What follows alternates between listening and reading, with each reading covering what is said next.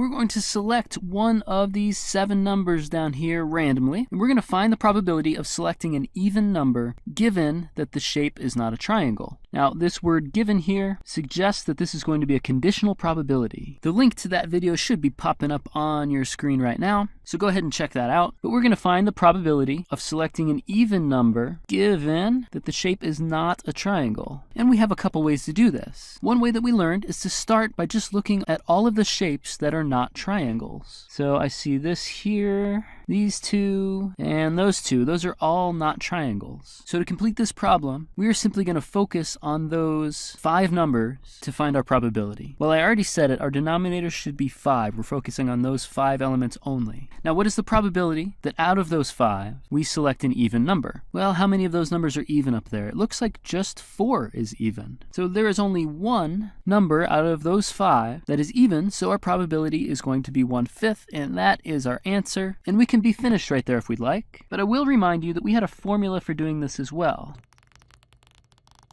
There's the formula, and with this formula, E1 is the event selecting something that is not a triangle, and E2 is selecting an even number. So plugging E1 and E2 into this formula, it becomes...